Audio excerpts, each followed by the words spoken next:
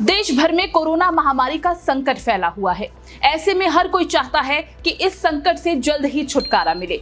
लेकिन आज हम आपको एक ऐसे गांव की कहानी बताने वाले हैं जो न सिर्फ अपने लिए बल्कि भारत के हजारों गांवों के लिए एक मिसाल के रूप में बनकर उभरा है।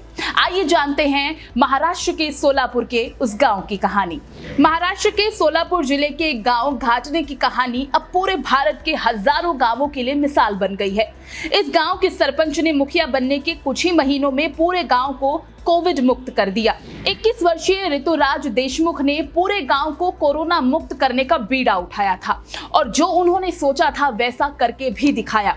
और ऋतुराज के इस काम की सराहना की जा रही है। न सिर्फ लोग इस काम की सराहना कर रहे हैं बल्कि महाराष्ट्र के मुख्यमंत्री उद्धव ठाकरे ने भी ऋतुराज के इस सहयोग को लेकर, इस काम को लेकर सराहना की है। देश भर के कई ग्रामीण क्षेत्र हैं जो तेजी से बढ़ते कोविड की वजह से बुरी तरह से प्रभावित हो रहे हैं।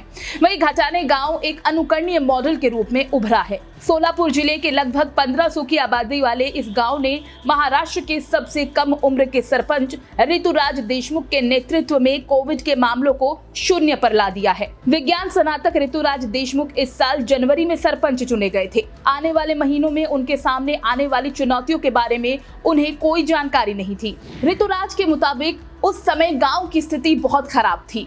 गांव में कोरोना की वजह से कई परिवार वालों ने अपनों को खो दिया था और ऋतुराज चाहते थे कि गांव कोरोना मुक्त हो जाए।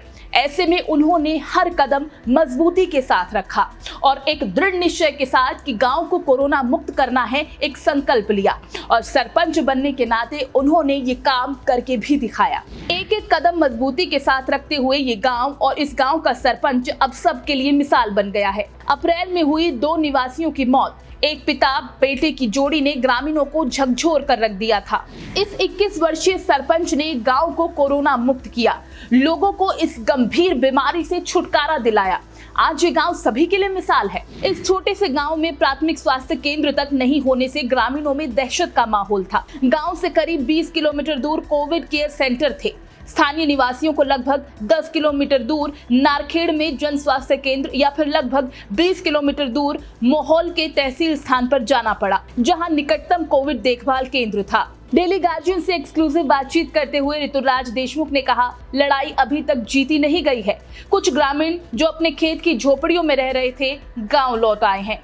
हम प्रत्येक घर में कोविड सुरक्षा किट वितरित कर रहे हैं। हमने इन किटों में मास्क, साबुन, हैंड सैनिटाइजर भी उपलब्ध करवाए और इस बात का ख्याल रखा कि लोगों को सतर्क करते रहें। साथ ही बुजुर्ग सदस्य वाले परिवारों को प्लस ऑक्सीमीटर और डिजिटल थर्मामीटर भी दिए। हमने टीकाकरण शिविर भी लगाए। हम कह सकते हैं कि ये लड़ाई तब जीती जाएगी जब गांव के प्रत्येक व्यक्ति को टीका लगवा दिया जाएगा, टीकाकरण पूरा हो जाएगा।